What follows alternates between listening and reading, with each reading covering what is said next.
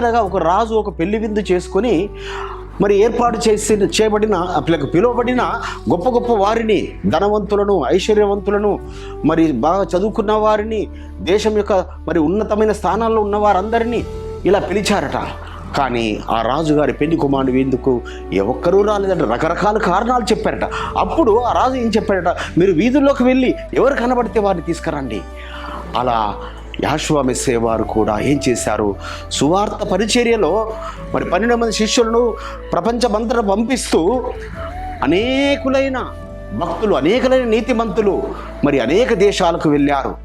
మరి William Carey గారు దాదాపుగా 230 సంవత్సరాల క్రితము మన భారతదేశానికి వచ్చారు. ఆయన పడిన ప్రయాస మామూలు ప్రయాస కాదు బిడ్డలారా. ఆయన మరి తన కుటుంబాన్ని కోల్పోయాడు. మరి ఎంతగానో మరి తన భార్య మరి ఆ యొక్క కుటుంబం కోల్పోయిందని, కుమారుని